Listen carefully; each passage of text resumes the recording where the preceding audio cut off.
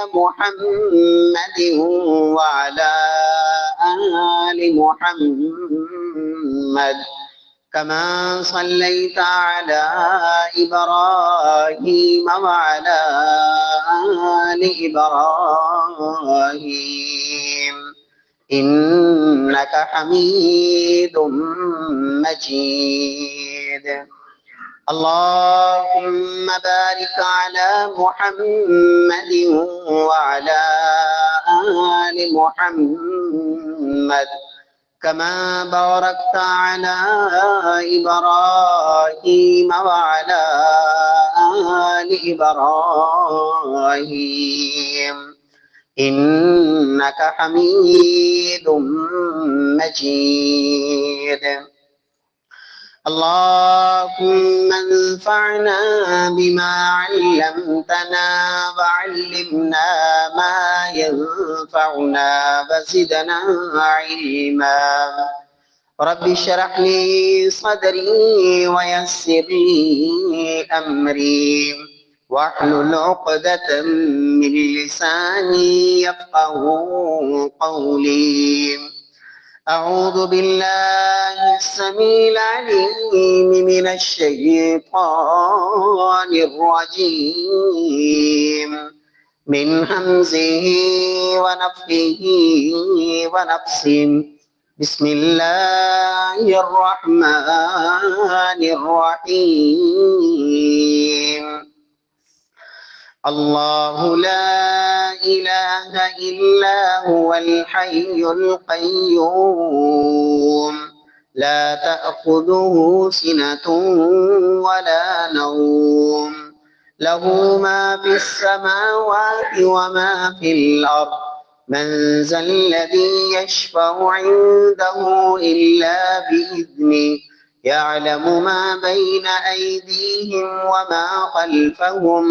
ولا يحيطون بشيء من علمه إلا بما شاء وسع كرسيه السماوات والأرض ولا يؤوده حفظهما وهو العلي العظيم.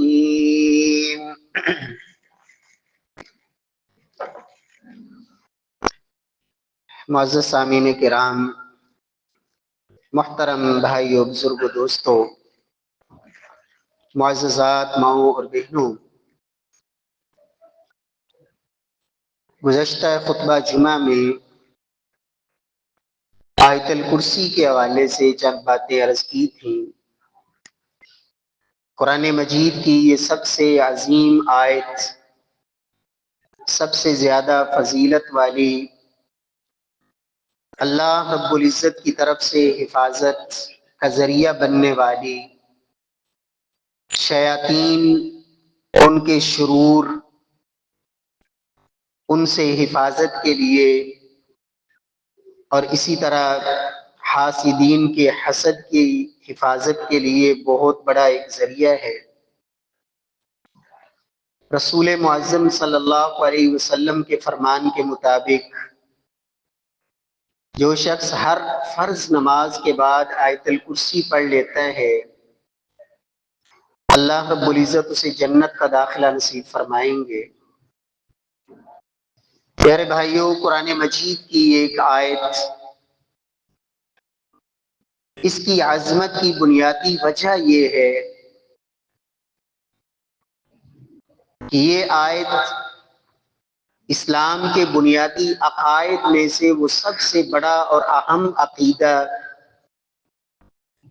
جس پر انسان کی نجات ممکن ہے، عقیدہ توحید، یہ آیت اس عقیدہ توحید پر مشتمل ہے۔ ابتدا میں رب کائنات نے اس آیت کے ایک دعویٰ ذکر فرمایا اور اس دعوے کی پھر 11 دلیلیں رب کائنات نے اس ایک آیت میں ذکر فرمائی۔ وہ دعویٰ یہ ہے کہ اللہ لا الہ الا ہو،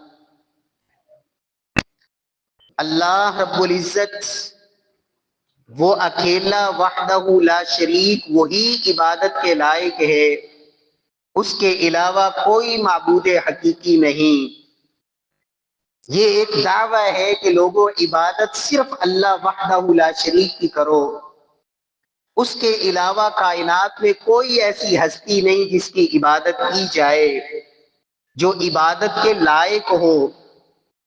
اللہ لا الہ الا ہو۔ میرا ایمان اور یقین اور ہم سب کا یہ عقیدہ ہونا چاہیے کہ میرا رب ایک بات اگر ایک دفعہ بھی ذکر کر دے تو اس کی حقانیت اور سچائی میں کوئی فرق نہیں ہو سکتا، اس لیے کہ رب کائنات سے بڑی سچی ذات ہے ہی کوئی نہیں۔ لیکن یہ دعویٰ اللہ لا الہ الا ہو، اللہ سبحانہ و تعالی نے قرآن مجید میں 8 مرتبہ ذکر فرمایا، اور پھر لفظ اللہ کے بعد والا جو کلمہ ہے لا الہ الا ہو، کہ لوگوں اس کے علاوہ کوئی عبادت کے لائق نہیں، یہ کلمہ رب کائنات نے قرآن مجید میں 26 مقامات پر ذکر فرمایا۔ اس سے آپ اندازہ لگائیں کہ اس کلمہ توحید کی اہمیت اور عظمت کیا ہے۔ عقیدہ توحید، افضل الذکر لا الہ الا اللہ۔ رسول معظم صلی اللہ علیہ وسلم فرماتے ہیں کہ لوگوں تم زبان سے جو بھی اللہ کا ذکر کرتے ہو، ان میں سب سے افضل ترین کلمہ جو رب کے ہاں سب سے زیادہ افضل ہے وہ لا الہ الا اللہ ہے۔ یہ سب سے افضل ذکر ہے اللہ رب العزت کی توحید، اور یہ وہ عقیدہ ہے جس کی طرف 1,24,000 کم و بیش انبیاء کرام ہر نبی نے دعوت دی۔ ہر نبی کی دعوت یہی، یا قوم اعبدوا اللہ ما لکم من الہ غیرہ، اے میری قوم ایک اللہ کی عبادت کرو، اس کے علاوہ کوئی ہستی کائنات میں عبادت کے لائق نہیں۔ جناب محمد مصطفیٰ صلی اللہ علیہ وسلم اسی توحید کی طرف ساری زندگی بلاتے رہے، اور اس توحید کی خاطر محبوب کبریا صلی اللہ علیہ وسلم کو دشمنان نے پتھر مار مار کے آپ کو زخمی بھی کیا۔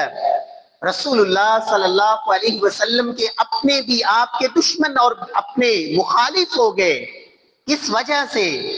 اے میری قوم قولوا لا الہ الا اللہ تفلحوا، اے میری قوم لا الہ الا اللہ کہہ دو، ایک اللہ کو مان لو، اس کی توحید کا اقرار کر لو، اس لیے کہ یہ کلمہ ایسا ہے، یہ بول ایسا ہے، اس کے بغیر دنیا آخرت میں کامیابی ممکن ہی نہیں۔ پیارے بھائیوں، رسول اللہ صلی اللہ علیہ وسلم اپنے صحابہ کو جب کسی قوم کے پاس بھجواتے، کسی قبیلے کی طرف بھجواتے، تو اسے پیغام بھی یہ دیتے کہ لوگوں کو جن باتوں کی دعوت دینی ہے ان میں سب سے پہلے توحید۔ آج بہت سارے لوگ کہتے جی اخلاقیات کی دعوت دیں، لوگوں کو کہیں کہ اپنے اخلاق کو اچھا کریں، بس جوڑنے کی بات کریں۔ میرے پیارے بھائیوں، یہ عقیدہ توحید، یہ اصل جوڑنے کی بنیاد ہے۔ اگر توحید نہیں تو پھر قرآن کہتا ہے قد بدت البغضاء، پھر ہمارے اور تمہارے درمیان اگر یہ عقیدہ توحید والا مشترک نہیں تو پھر کبھی بھی دوستی، تعلق، محبت اور یہ نظریہ اور سوچ اور فکر اکٹھی نہیں ہو سکتی۔ اس لیے یہ جو سوچ ہے کہ اللہ رب العزت کی ذات کے علاوہ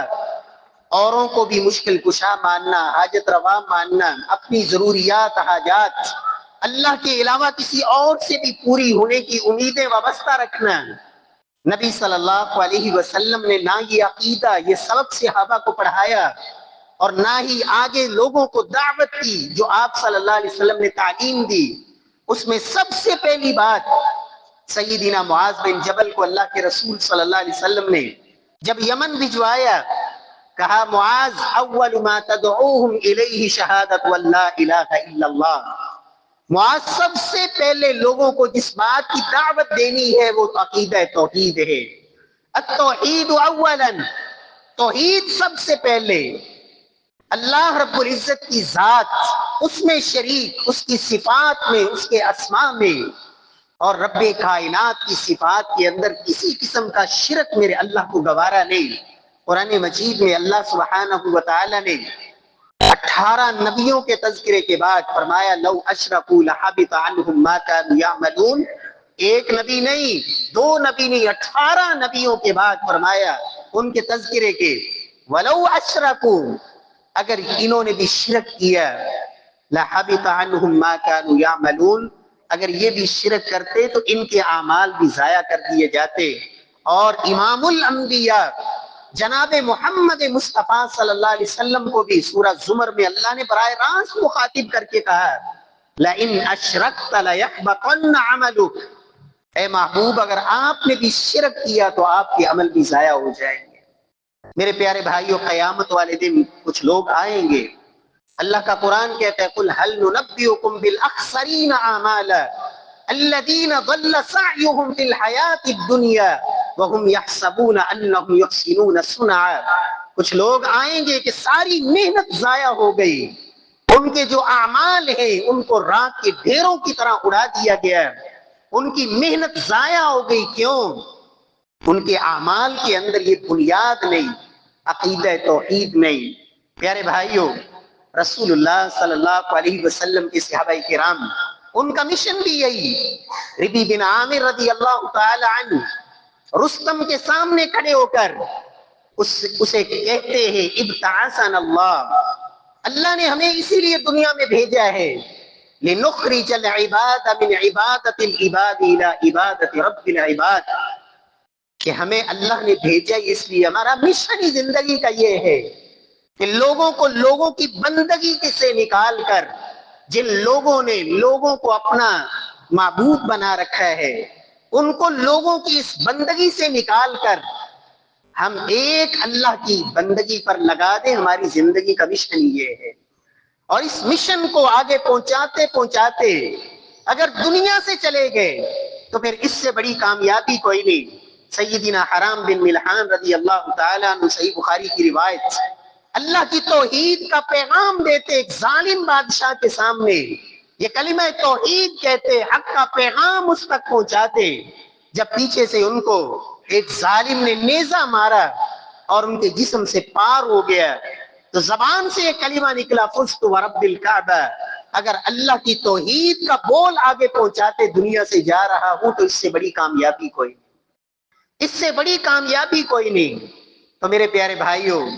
یہ وہ دعویٰ ہے اللہ لا الہ الا ہو، لوگوں اللہ کے علاوہ کوئی عبادت کے لائق نہیں، وہ اکیلا ہی معبود ہے۔ اور آگے اللہ رب العزت نے اس دعوے کی 11 دلیلیں ذکر فرمائی۔ پہلی دلیل اللہ لا الہ الا ہو الحی، یہ پہلی دلیل کہ لوگوں معبود تو وہ ہونا چاہیے جس کو کبھی موت نہ آئے، جو خود اپنی زندگی نہ بچا سکے، خود اپنی زندگی کا مالک نہ ہو، جسے تو پیدا کیا گیا۔ اللہ رب العزت فرماتے ہیں کیف تکفرون باللہ وکنتم امواتا، لوگو اللہ کا انکار کرتے ہو، رب کی ذات کے ساتھ کیسے کفر کرتے ہو؟ تمہاری حالت یہ تھی کہ تم مردہ تھے، کنتم امواتا، تم مردہ تھے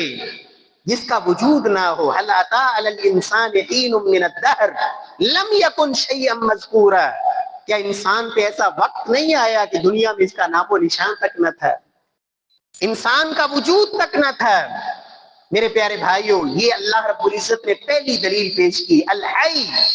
لوگوں عبادت تو اس کی ہونی چاہیے جو ہمیشہ زندہ رہے، جسے موت آ جائے۔ اور اللہ کا قرآن کہتا ہے کل شیء ہالک الا وجہہ، ہر چیز کو فنا ہے، بقا صرف میرے اللہ کی ذات کو ہے۔ کل نفس ذائقۃ الموت، ہر نفس نے موت کا ذائقہ چکھنا ہے، ہر نفس کو موت آنی ہے، کسی کو بھی بقا نہیں۔ وما جعلنا لبشر من قبلک الخلد افإن مت فهم الخالدون، اے محبوب ہم نے آپ سے پہلے بھی کسی بشر کو ہمیشہ زندگی میں دنیا میں ہمیشہ زندہ نہیں رکھا۔ افإن مت، کیا پس اگر آپ فوت ہو جائیں گے، فهم الخالدون، تو کیا یہ مشرک ہمیشہ زندہ رہیں گے؟ इन्नका मय्यितुन व इन्नहुम मय्यितून, महबूब आप भी दुनिया से जाने वाले हैं और ये सारे काफिर, इनको भी मौत आने वाली है। प्यारे भाइयों, सहाबा किराम रिज़वानुल्लाहि अलैहिम अजमाइन का भी यही अकीदा था कि अगर दुनिया के अंदर, प्यारे भाइयों, अगर किसी हस्ती को अल्लाह ने बका बख्शी होती, हमेशा जिंदा रहना होता, तो फिर जनाब मोहम्मद मुस्तफ़ा सल्लल्लाहु अलैहि वसल्लम को हमेशा जिंदा रहते। लेकिन जब आप भी दुनिया में नहीं रहे तो फिर किसके लिए बका है? तो अल्लाह रब्बुल इज्जत ने इस दावे की पहली दलील ये पेश की, अल हई, लोगों इबादत तो उसकी होनी चाहिए जो हमेशा हमेशा जिंदा है, जिससे पहले कुछ नहीं था। हुवल अव्वल लैसा क़ब्लहु शै, जो सबसे पहले, उससे पहले कुछ नहीं था। हुवल आखिर लैसा बअदहु शै, वो सबसे आखिर जिसके बाद कुछ नहीं। प्यारे भाइयों, रसूलुल्लाह सल्लल्लाहु अलैहि वसल्लम जब दुनिया से रुखसत हुए, सैयदना उमर फारूक रदी अल्लाह ताला अन्हु मस्जिद नबवी के अंदर तलवार लहरा के कह रहे हैं, जो कहेगा कि मोहम्मद सल्लल्लाहु अलैहि वसल्लम दुनिया से चले गए हैं, फौत हो गए हैं, उमर की तलवार उसकी गर्दन उड़ा दे। सैयदना अबू बकर सिद्दीक रदी अल्लाह ताला अन्हु तशरीफ लाए। अबू बकर सिद्दीक रदी अल्लाह ताला अन्हु, उन्होंने सैयदना उमर फारूक की ये बात सुनी। मेरे प्यारे भाइयों, इसे मनहज कहते हैं, और अल्हम्दुलिल्लाह अहलुल हदीस का यही मनहज है जो सहाबा किराम का मनहज था। यही हमारी दावत कि लोगों किसी शख्सियत की तरफ बुलाना, किसी इलाके की तरफ बुलाना, किसी खास और मखसूस सोच और नजरिए की दावत, ये सहाबा किराम की दावत नहीं थी। अल्लाह के कलाम की दावत और मोहम्मद मुस्तफ़ा सल्लल्लाहु अलैहि वसल्लम के फरमान की दावत, यही नजात का रास्ता है। अबू बकर सिद्दीक रदी अल्लाह ताला अन्हु आए और उमर फारूक रदी अल्लाह ताला अन्हु से उन्होंने कोई बहस नहीं की। सैयदना उमर फारूक रदी अल्लाह ताला अन्हु के सामने और सब सहाबा के सामने उन्होंने सबसे पहले कुरान की आयत पढ़ी, वमा मुहम्मदुन इल्ला रसूल क़द खलत मिन क़ब्लिहि रुसुल अफ़ा इन माता औ क़ुतिला इन्क़लबतुम अला अक़ाबिकुम वमन यन्क़लिब अला अक़िबैहि फ़लन यज़ुर्रल्लाह शैय्या। लोगों, मोहम्मद सल्लल्लाहु अलैहि वसल्लम अल्लाह के रसूल हैं। क़द खलत मिन क़ब्लिहि रुसुल, आपसे पहले भी बड़े रसूल दुनिया में आए और दुनिया से चले गए। अफ़ा इन माता औ क़ुतिला इन्क़लबतुम अला अक़ाबिकुम, क्या अगर मोहम्मद सल्लल्लाहु अलैहि वसल्लम फौत हो जाए या उन्हें शहीद कर दिया जाए तो क्या तुम फिर जाओगे अल्लाह के दीन से? फलन यदुर्रल्लाह शैय्या, अगर कोई ऐसा करेगा तो अल्लाह को कुछ भी नुकसान नहीं कर सकता। फिर सैयदना अबू बकर सिद्दीक ने खुतबा, और उस खुतबे में उन्होंने ये लफ्ज कहे, मन कान मिनकुम याबुदु मुहम्मदन फइन्न मुहम्मदन क़द मात व मन कान मिनकुम याबुदुल्लाह फइन्नल्लाह हय्युन ला यमूत। लोगों, जो तुम में से मोहम्मद सल्लल्लाहु अलैहि वसल्लम को अपना खुदा समझता था और उनकी इबादत करता था, तो वो आज समझ ले कि उसका खुदा दुनिया से चला गया है। वमन कान मिनकुम याबुदुल्लाह, और जो एक अल्लाह वहदहु ला शरीक की इबादत करता था, फइन्नल्लाह हय्युन ला यमूत, रब्बे कायनात वो हमेशा से जिंदा है, उसे कभी मौत नहीं आने वाली। मेरे प्यारे भाइयों, अल हई, ये पहला अल्लाह रब्बुल इज्जत की इस दावे की दलील कि लोगों, माबूद वो होता है, इबादत उसकी की जाती है जिसे मौत ना आए, और जिसे मौत आ जाए मनो मिट्टी के नीचे कब्र में दफन कर दिया जाए, फिर उसकी इबादत नहीं होती। और याद रखें, इबादत सिर्फ नमाज का नाम नहीं, इबादत सिर्फ ज़कात और हज का नाम नहीं, बल्कि इबादत पुकारना, अद्दुआ हुवल इबादत, पुकार, दुआ, ये बेहतरीन इबादत है। अल्लाह की जात को छोड़कर किसी गैर को पुकारना, ऐसी पुकार मा फौकल अस्बाब, अस्बाब की दुनिया से हटकर पुकार, ऐसी पुकार ये इबादत है, और ये अल्लाह के अलावा किसी के लिए दुरुस्त नहीं। इसी तरह नजर, न्याज और रुकू, सुजूद, ये झुकना, یہ ساری عبادات صرف اور صرف اس ذات کے لیے الحی جو ہمیشہ ہمیشہ کے لیے زندہ ہے، اور جسے موت آ جائے وہ عبادت کے لائق نہیں ہوتا اور نہ اس کی عبادت کی جاتی۔ القیوم، اللہ نے اس دعوے کی دوسری دلیل یہ پیش فرمائی کہ لوگوں عبادت اس کی کرو جو خود بخود قائم رہنے والی ذات ہے اور باقی سب کو قائم رکھنے والی ذات ہے،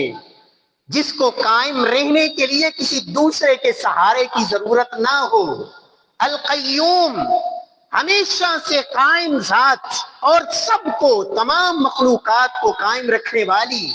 اور ان کے امور کی تدبیر کرنے والی یہ قیوم ذات جو ہمیشہ ایک حالت پہ قائم۔ اور میرے پیارے بھائیوں، جو کبھی نطفہ ہو، کبھی علاقہ ہو، کبھی مضغہ ہو، کبھی وہ ماں کے پیٹ میں گوشت کا لوتھڑا، اور کبھی وہ ایک بچے کی شکل میں، کبھی وہ زمین پہ رینگنے کی شکل میں، کبھی وہ بچپن، کبھی جوانی اور کبھی بڑھاپا، اور کبھی زندگی، کبھی موت، کبھی صحت، کبھی بیماری، کبھی خوشی، کبھی غم، کبھی پریشانی، کبھی خوشحالی، جس کی یہ حالتیں بدلتی رہیں، لوگوں وہ عبادت کے لائق نہیں ہو سکتا جو خود اپنے آپ کو ایک حالت پہ قائم نہ رکھ سکے، وہ کسی دوسرے کو کیا سہارا دے گا؟ کہا القیوم، لوگوں قیوم وہ ذات ہے جس کی عبادت کی جائے اور اس کے علاوہ کسی کی عبادت نہ کی جائے، جو دوسروں کو قائم رکھنے والا۔ قرآن مجید میں رب کائنات نے اس کی کچھ مثالیں بھی ذکر فرمائی۔ اولم يروا الى الطير فوقهم صافات ويقبضن ما يمسكهن الا الرحمن انه بكل شيء بصير۔ لوگوں اللہ کی نشانیوں پہ غور کرو، تم دیکھتے ہو کہ کوئی بھی چیز جس کا وزن ہوتا ہے اسے اوپر سے پھینکا جائے تو فوراً نیچے زمین پہ پہنچتی ہے۔ اولم يروا الى الطير فوقهم صافات، کبھی غور کیا تم نے آسمانوں میں اور فضاؤں میں اڑتے پرندوں پر؟ اولم يروا الى الطير فوقهم صافات ويقبضن، جو اپنے پروں کو پھیلائے ہوئے فضا میں اڑتے ہوئے کبھی وہ پروں کو سمیٹ بھی لیتے ہیں۔ ما يمسكهن الا الرحمن، انہیں فضاؤں میں تھاما ہوا ہے تو صرف اللہ کی ذات نے، جو دوسروں کو بھی قائم رکھے۔ اور آج کے اس دور میں تو اس مثال کو سمجھنا اور بھی آسان کہ وہ جہاز جس کے اندر کتنے سارے لوگ سوار، جس کا اپنا بھی وزن، اور پھر اس کے اندر مسافر، اور پھر وہ فضاؤں میں اڑتا ہوا، کون ذات ہے جس نے اس کو تھاما ہوا ہوتا ہے؟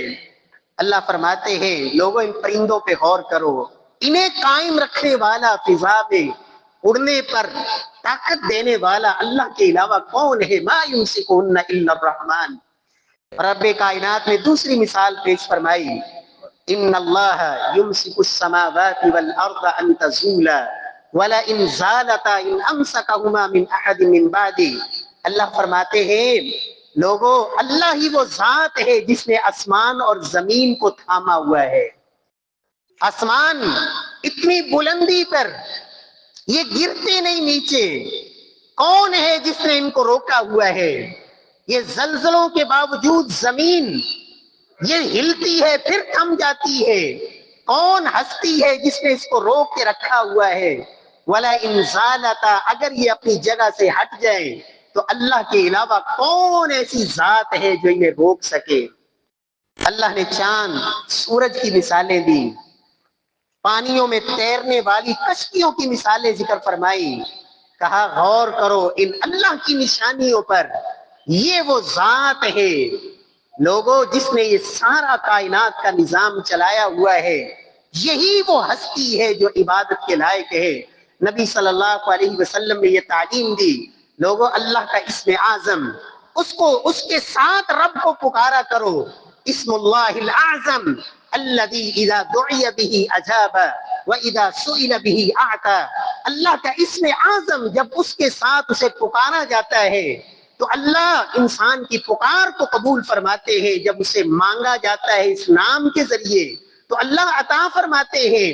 رسول اللہ صلی اللہ علیہ وسلم کا فرمان ہے سنن ابن ماجہ میں، سیدنا ابو امامہ کی روایت، فرمایا یہ 3 صورتوں میں اللہ کا اسم اعظم ہے، ایک سورۃ البقرہ میں، ایک سورہ آل عمران میں، اور ایک سورۃ طٰہٰ میں۔ سیدنا ابو امامہ کے شاگرد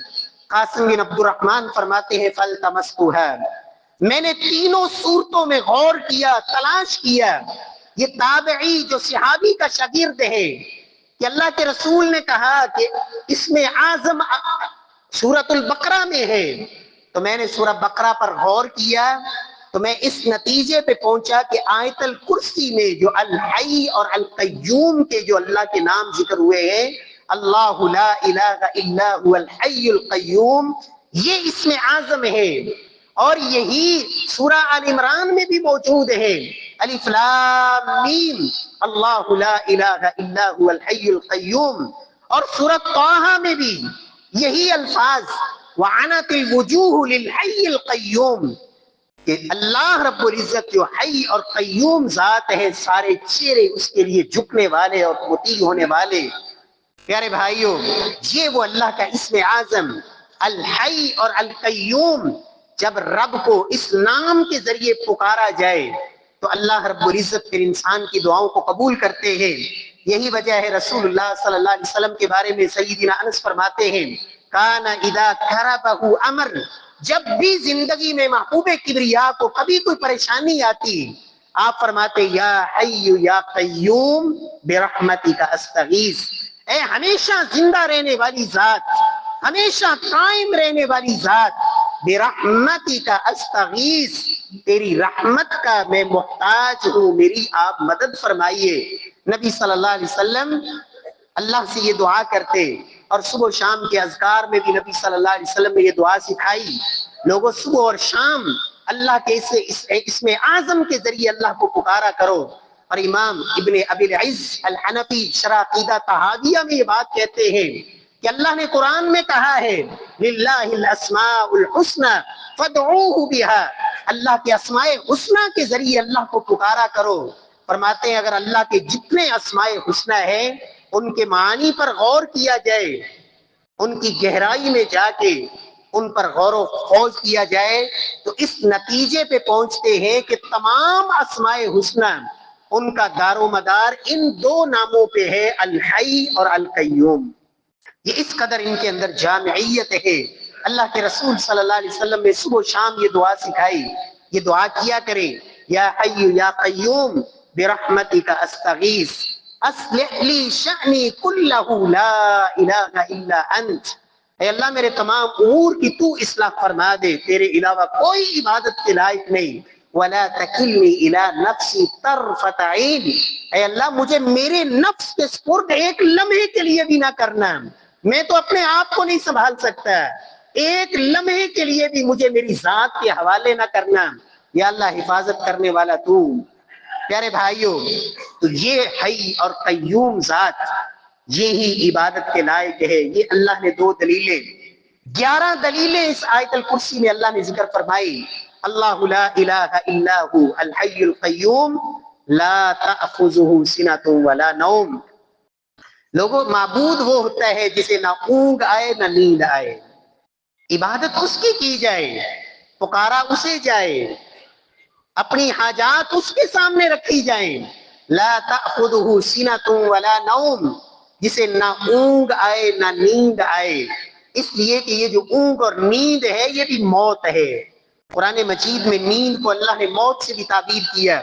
اللہ یتوفی الانفس حین موتها والتی لم تمت فی منامها، سورہ زمر میں اللہ فرماتے ہیں اللہ ہی وہ ہستی ہے جو سب کو یہ نیند کی آغوش میں اتار دیتے ہیں، اور جس کو اللہ چاہتے ہیں اس کی روح کو واپس لوٹا دیتے ہیں، جس کا موت کا فیصلہ ہوتا ہے اللہ رب العزت اس کی روح کو ویسے ہی قبض کر لیتے ہیں۔ نبی صلی اللہ علیہ وسلم نے یہ دعائیں سکھائیں رات کو سوتے وقت، اللہم بسمک اموت و احیا، اے اللہ تیرے نام کے ساتھ موت کی آغوش میں جا رہا ہوں، مر رہا ہوں، اور تیرے نام کے ساتھ ہی وہ زندہ ہوں گا۔ الحمدللہ الذی احیانا بعدما اماتنا والیہ النشور، ساری تعریفیں اس اللہ کے لیے جس نے ہمیں موت کے بعد دوبارہ زندہ کر دیا۔ تو میرے پیارے بھائیوں، اللہ رب العزت وہ ذات ہے جو ہمیشہ سے زندہ، اور یہ جو موت کی ہلکی سی ایک رمق ہے جسے اونگ کہتے ہیں، میرا اللہ اس سے بھی مبرہ اور پاک، اور نیند اس سے بھی میرا رب پاک ہے، اور انسان اس کی یہ کمزوری ہے، نہ نیند آئے تو وہ دوائیاں لیتا ہے اپنے آرام اور سکون کے لیے، اس لیے کہ اللہ فرماتے ہیں وَجَعَلْنَا اللَّيْلَ لِبَاسًا، ہم نے رات کو بنایا ہی آرام اور سکون کے لیے، اور یہ انسان کی کمزوری ہے۔ پیارے بھائیوں، لا تأخذہ سنۃ ولا نوم، یہ میرے رب کا خاصہ اور اس کا وصف، لا تأخذہ سنۃ ولا نوم، یہ اللہ نے تیسری دلیل پیش کی، اور چوتھی لہ ما فی السماوات وما فی الارض، لوگوں عبادت تو اس کی ہونی چاہیے جو ساری کائنات کا مالک، زمین بھی اس کی، آسمان بھی اس کے، سورج چاند ستارے، کائنات کا ذرہ ذرہ، قل اللہم مالک الملک تؤتی الملک من تشاء وتنزع الملک ممن تشاء، اللہ اصل حقیقی بادشاہ تو تیری ہے، جسے تو چاہے عارضی طور پر یہ بادشاہ چند دنوں کے لیے دے دے، پھر جب چاہے اس سے واپس لے لے۔ اور اللہ قرآن میں فرماتے ہیں جن کو تم پکارتے ہو اللہ کی ذات کو چھوڑ کر، والذین تدعون من دونی ما یملکون من قطمیر، اللہ فرماتے ہیں کہ ایک ہے کھجور، اور ایک ہے کھجور کے اندر گٹھلی، اور ایک ہے اس گٹھلی کے اوپر باریک سا پردہ۔ اللہ فرماتے ہیں جن کو تم رب کو چھوڑ کر پکارتے ہو وہ تو اس گٹھلی کے پردے کے بھی مالک نہیں، اس گٹھلی کے پردے کے بھی مالک نہیں، جن کو تم یہ سمجھ بیٹھے ہو کہ یہ مجھے اولاد دیں گے، یہ میری پریشانیوں کو ٹالیں گے، میرے رزق کے یہ مالک ہیں، میرے نفع نقصان کے یہ مالک ہیں۔ اللہ فرماتے ہیں ضرب مثل فاستمعوا له ان الذين تدعون من دون الله لن يخلقوا ذبابا ولو اجتمعوا له وان يسلبهم الذباب شيئا لا يستنقذوه منه ضعف الطالب والمطلوب، اللہ فرماتے ہیں جتنوں کو بھی رب کو چھوڑ کر تم پکارتے ہو وہ سارے جمع ہو جائیں، ایک مکھی بھی بنا نہیں سکتے، مکھی بنانا تو دور کی بات ہے، اگر مکھی ان سے کوئی چیز چھین کے لے جائے، لا یستنقذوہ من، سارے معبودان باطلہ، فرمایا وہ مل کر اس مکھی سے وہ چھڑا بھی نہیں سکتے جو مکھی ان سے چھین کے لے جائے۔ تم رب کے ذات کو چھوڑ کر کیوں غیروں کے سامنے ٹکرے مار رہے ہو؟ لہو ما فی السماوات وما فی الارض، اللہ نے یہ دلیل پیش کی اور فرمایا من ذا الذی یشفع عندہ الا باذنہ، پانچویں دلیل، کہا اللہ کے ہاں اس کی اجازت کے بغیر کوئی سفارش نہیں کر سکتا، جس کے ہاں سفارش چلے مرضی سے جب چاہے منوا لے، زور بازو منوا لے، سفارش سے منوا لے۔ اللہ فرماتے ہیں اللہ وہ ذات ہے ولا تنفع شفاعت الشافعین، جب رب کی اجازت نہیں ہوگی کوئی سفارش کرے گا نہیں، اور کوئی کرے گا بھی تو رب کی اجازت کے بغیر ان سفارشوں کا کوئی فائدہ نہیں۔ مشرکین مکہ بھی اپنے اللہ کو چھوڑ کر جو ان باطلوں معبودوں کو بنایا ہوا تھا انہوں نے، اور بتوں کو پوجتے تھے، کس لیے؟ ما نعبدهم الا ليقربونا الى الله زلفى هؤلاء شفعاؤنا عند الله، ہماری ان کے آگے، ان کی رب کے آگے ہماری سنتا نہیں، ان کی موڑتا نہیں، ہم نے ان کو وسیلہ بنایا ہوا ہے، یہ ہمیں اللہ کے قریب کرتے ہیں، ہمارے یہ سفارشی ہیں اللہ کے ہاں، ہم نے ان کو سفارشی بنایا ہوا ہے۔ اللہ فرماتے ہیں کسی کی کوئی سفارش اس کی اجازت کے بغیر کسی کو کوئی نفع نہیں دے گی۔ پیارے بھائیوں، اللہ توفیق دے کبھی ٹائم نکالیں اور اس آیت الکرسی کو ترجمے سے پڑھیں، غور کر کے پڑھیں، اور پھر ان دلیلوں پر غور کریں۔ 11 دلیلیں